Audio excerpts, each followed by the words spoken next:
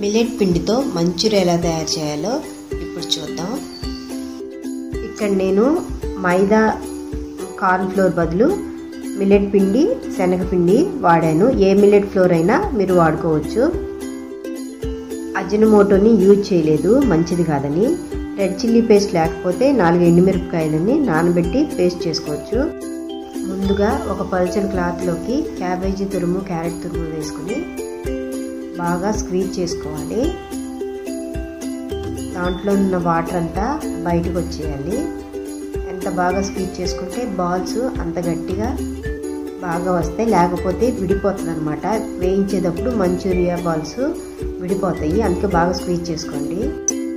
ఒక మిక్సింగ్ బౌల్లోకి స్క్వీజ్ చేసుకున్న తురుము ఉంది కదా, అది వేసుకుని ఒకసారి ఆ రెండింటిని బాగా కలుపుకోవాలి. కలుపుకొని దాంట్లో తగినంత సాల్ట్ వేసుకోవాలి. వేసుకున్నాక మిల్లెట్ పిండి ఇది 2 స్పూన్లు, శనగపిండి 1/2 స్పూను వేసుకుని బాగా కలుపుకోవాలి. పిండి తురుముకు పట్టేటట్టు బాగా కలుపుకోవాలి. ఒక బంగాళదుంపని ఉడికించి పెట్టుకోవాలి. దాన్ని బాగా మ్యాష్ చేసుకుని ఈ పిండి కలుపుకోండి. అంతా బాగా కలుపుకున్నాక పిండి సాఫ్ట్గా అయ్యేటట్టు ఉండాలి. అందువల్ల కొంచెం వాటర్ పడుతుంది, ఎక్కువ పట్టదు. చాలా తక్కువ వాటర్ వేసుకుని పిండిని సాఫ్ట్ డౌ లాగా తయారు చేసుకోవాలి. బాగా హార్డ్గా ఉండకూడదు, అట్లాగని బాగా లూజ్గా కూడా ఉండకూడదు. అలా తయారైన పిండిని ఇలా చిన్న చిన్న బాల్స్ కింద చేసుకోవాలి. ఈ బాల్స్ని బాగా కాగిన నూనెలోకి వేసుకుని మీడియం ఫ్లేమ్లో వేయించుకోవాలి.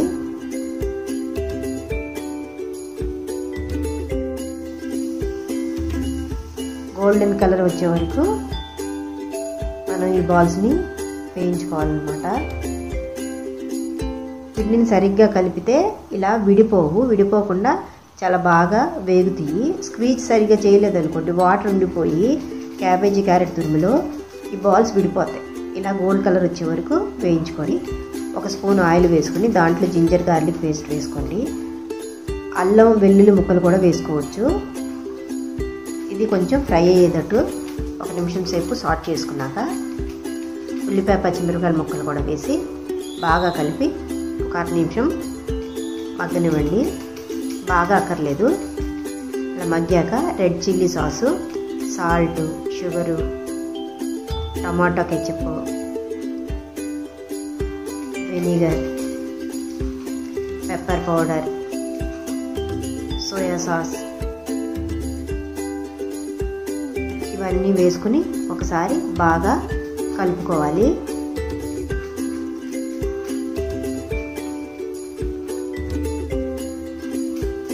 బాగా కలుపుకున్నాక 1 నిమిషం తర్వాత ఒక 1/2 కప్పు వాటర్ పోసుకుని మీడియం ఫ్లేమ్లో బాగా ఉడికించుకోవాలన్నమాట.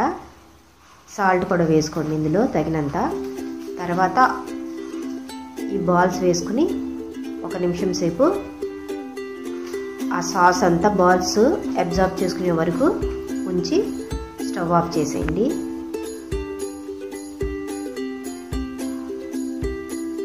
రుచికరమైన మంచూరియన్, మిల్లెట్తో తయారు చేసిన మంచూరియా రెడీ అయిపోయింది. చాలామంది ఇష్టపడి తినే ఫుడ్ ఐటమ్ ఈ ఎగ్ ఫ్రాంకీ. దీన్ని మనం ఎక్కువ ఫ్రాంకీస్ ఎలా చేసుకుంటామంటే గోధుమ పిండితో చేస్తాము. ఇప్పుడు గోధుమ పిండి మంచిది కాదంటున్నారు. చాలామందికి గోధుమ పిండి పడదు కూడా. అలాంటి వాళ్ళు ఇలా జొన్నలతో చేసిన ఈ ఫ్రాంకీని ట్రై చేయొచ్చు. ఇది చాలా బాగుంది. అసలు ఎటువంటి తేడా లేదనమాట. మీకు గోధుమ పిండికి జొన్న పిండికితో చేసిన ఫ్రాంకీకి టేస్ట్లో కానీ అసలు మీరు గుర్తుపట్టరాచ్చు. గోధుమ పిండితో చేసినట్టే అనిపిస్తుంది. ఎక్కువ మంది పిల్లలు జొన్న రొట్టెని తింటానికి ఇష్టపడరు.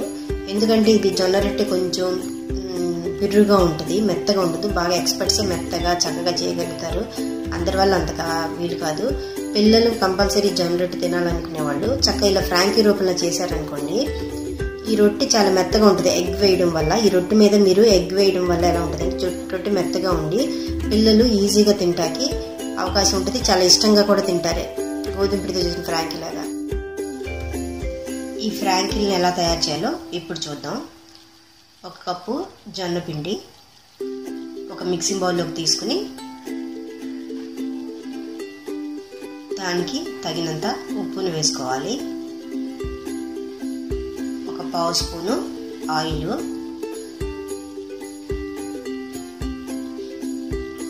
మొత్తం అన్నీ కలిసేటట్టు ఒక్కసారి కలుపుకోండి.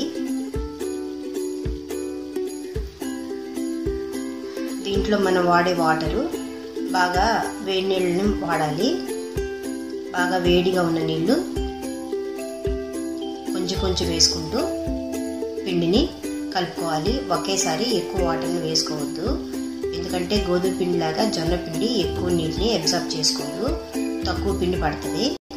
లేకపోతే బాగా వెంటనే జారుగా అయిపోతుంది, నీటిని వదిలేస్తుంది అనమాట. అందువల్ల కొంచెం వాటర్ని పోసుకుని ఒక సాఫ్ట్ డౌ లాగా తయారు చేసుకోండి. బాగా గట్టిగా ఏం తయారు చేయమాకండి, పిండిని కొంచెం సాఫ్ట్గానే తయారు చేసుకోండి. కొంచెం పిండి చల్లారాక ఒకసారి ఇలా బాగా మెదాయించుకోవాలి. ఇలా పిండి చేతికి అంటుకుపోతుంటే ఒక స్పూన్ ఆయిల్ వేసుకుని ఒకసారి కలుపుకున్నారనుకోండి, పిండి చేతికి అంటుకోదు. ఈ పిండితో మనం వెంటనే రొట్టెలు చేసేసుకోవచ్చు. దీన్ని ఏం కాసేపు మ్యారినేట్ చేయక్కర్లేదు. ఇలా బాగా కలుపుకున్నాక ఒక 2 పార్ట్లు గల తీసుకుని ఒక్కొక్క ముద్దని ఇలా ఫ్లాట్ షేప్లో చేసుకుని, కొంచెం పొడిపిండి ఎక్కువ పడుతుంది మన జొన్న రొట్టెలు చేయడానికి. పొడిపిండి కొంచెం ఎక్కువ వేసుకున్నాక ఆ పిండిలో ఇలా రొట్టెలు చేసుకోవాలి. మనం మాటికి పొడిపిండి అలా పైన జల్లుకుంటూ చేసుకుంటే అప్పుడు రొట్టె విరిగిపోకుండా వస్తుంది, అతుక్కుపోకుండా వస్తుంది. బాగా గట్టిగా ప్రెషర్ పెట్టకుండా పైనే అలా రొట్టెలు చేసుకోండి. జొన్నల వల్ల చాలా ఉపయోగాలు ఉన్నాయి. పిల్లలకి ఈ రోజుల్లో మనం జొన్న రొట్టెలు, జొన్న అన్నం ఇలాంటి పెట్టడం చాలా అవసరం కూడా. ఎందుకంటే జొన్నలో కాల్షియం, మెగ్నీషియం ఇవన్నీ ఉండడం వల్ల ఎలా ఉంటుందంటే చాలా స్ట్రాంగ్ అవుతాయి బోన్స్. ఐరన్ కూడా ఎక్కువే ఉంది, ఐరన్ డెఫిషియన్సీ ఉండదు. ఇలాంటి ఫుడ్ పిల్లలకి చాలా అవసరం.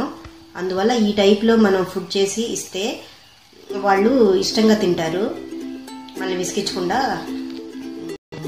తింటాక అవకాశం ఎక్కువ ఉంటుంది. ఉట్టిగా జొన్న రొట్టె తినమంటే తినలేరు కదా, ఇలా ఎగ్ వేసి పెడితే తినగలుగుతారు. ఇట్లా పెనం బాగా కాలాక ఇలా రొట్టెలాగా కాల్చుకోండి. ఫస్ట్ బటర్తో కానీ ఆయిల్ కానీ వేసి వేయించుకోవాలి. ఈ రొట్టెని తీసి పక్కన పెట్టుకోండి. ఒక గిన్నెలోకి సన్నగా కట్ చేసుకున్న ఉల్లిపాయ ముక్కలు, కొత్తిమీర, పచ్చిమిరపకాయ ముక్కలు, టమాటా ముక్కలు వేసుకోవాలి. దానికి సరిపడినంత ఉప్పు, కారం, గరం మసాలా, మ్యాగీ మసాలా అయినా పర్వాలేదు, చాట్ మసాలా కానీ మీ పిల్లలకి ఏ మసాలా ఫ్లేవర్ ఇష్టమో అది వేసుకుని ఒకసారి బాగా కలుపుకోండి. ఈ మసాలాలు, ఉప్పు, కారం ముక్కలకి బాగా పట్టేటట్టు ఒకసారి బాగా మిక్స్ చేసుకోవాలి.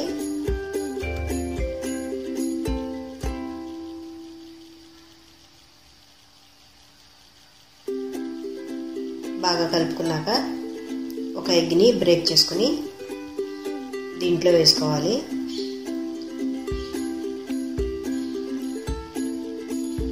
దీన్ని బాగా బీట్ చేసుకోండి. ఇట్లా సేమ్ మనం ఫ్రాంగీస్ ఎలా తయారు చేసుకుంటామో అదే ప్రాసెస్, కానీ మనం ఇక్కడ గోధుమ పిండి బదులు జొన్న పిండి యూజ్ చేసాం, అంతే తేడా.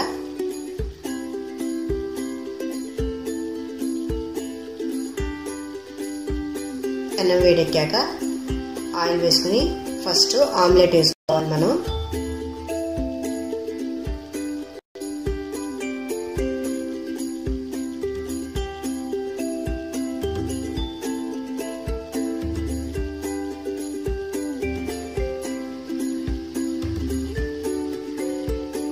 ఆమ్లెట్ వేసుకుని పలుచగా అట్లా స్ప్రెడ్ చేసుకోవాలి.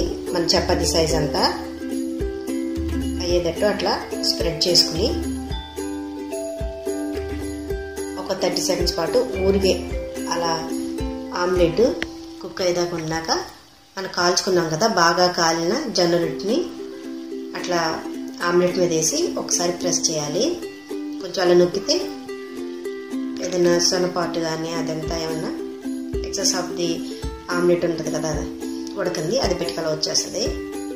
దాన్ని అట్లా నొక్కుతూ ఒక 5 నిమిషాల సేపు అలా ఉంచండి. వెంటనే తిరిగేయకూడదు, విడిపోతుంది. ఆమ్లెట్ జొన్న రొట్టె ఇది 2 వేడివేడిగా విడిపోతుంది అనమాట. అందువల్ల ఒక 5 నిమిషాల సేపు సిమ్లోనే కదపకుండా అలా ఉంచండి. అప్పుడు కింద ఉన్న ఆమ్లెట్ మీకు కుక్ అయిపోతుంది. అప్పుడు తిప్పినా అది ఊడదు, జొన్న రొట్టెకి అతుక్కుపోయి ఉంటుంది అనమాట. ఇలా కొంచెం గీని అదే నెయ్యిని ఇలా స్ప్రెడ్ చేసుకోండి. రొట్టెకి బటర్ కానీ వేసుకోవచ్చు.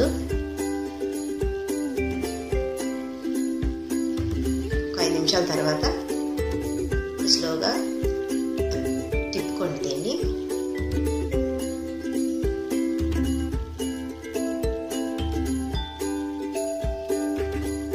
ఇలా కొద్దిగా కాగింది ఈ టైపు. లోపల వైపు కూడా కొంచెం కుక్ అయింది లేదో తెలుసుకోవడానికి మనం ఊరికి అట్లా చిన్న చిన్న ఘాట్లాగా పెట్టుకున్నాం అనుకోండి. నేను పచ్చిది ఏదైనా ఉంటే మళ్ళీ తిరిగేసినప్పుడు ఇంకా బాగా కుక్ అవుతుంది. ఫ్రాంకీలు చేసుకోవడం అలవాటు ఉన్న వాళ్ళకి ఈజీగానే చేసేసుకుంటారు. మామూలుగా తెలియని వాళ్ళకని ఇలా వివరంగా చెప్తున్నాను నేను. ఇది చాలా మంచి ఫుడ్ అనే చెప్పాలి, ఎందుకంటే దీంట్లో జొన్నలు ఉన్నాయి, అన్ని వెజిటబుల్స్ ఉన్నాయి, 3 రకాల వెజిటబుల్స్ ఉన్నాయి, మళ్ళీ ఎగ్ ఉంది కంప్లీట్గా. మనం బటర్ కానీ నెయ్యి కానీ యూజ్ చేసాం. పిల్లలకి ఇది చాలా స్ట్రాంగ్ అయిన బ్రేక్ఫాస్ట్ అనమాట. బాగా హెల్దీ బ్రేక్ఫాస్ట్ అని చెప్పుకోవచ్చు. బ్రేక్ఫాస్ట్ ఏంటి, స్నాక్స్ ఏంటి, మధ్యలో 11 o'clock బ్రేక్లో తింటాక కానీ అన్నిటికీ ఇది చాలా బాగుంటుంది. ఎక్కువగా మనం ఏం తినొచ్చు, 3 దోశలు తినే బదులు ఇలాంటి ఫ్రాంకీ ఒక్కటి తిన్నా చాలు. మంచి ఫుడ్ వెళ్ళినట్టు పిల్లలకి కూడా. బాడీ కూడా స్ట్రాంగ్ అవడానికి మన జొన్నలు బోన్స్కి చాలా హెల్ప్ఫుల్ అంట. అలాగే యాంటీ ఆక్సిడెంట్స్ ఎక్కువ ఉండటం వల్ల క్యాన్సర్ రాకుండా కూడా నిరోధిస్తాయని చెప్తున్నారు. ఇప్పుడు ఇలాంటి ఫుడ్ ఈరోజు పిల్లలకి చాలా అవసరం. మనం తప్పకుండా ఇలాంటి ఫుడ్ ఇవ్వాల్సిందే పిల్లలకి, వాళ్ళు ఆరోగ్యంగా ఉండాలనుకుంటే.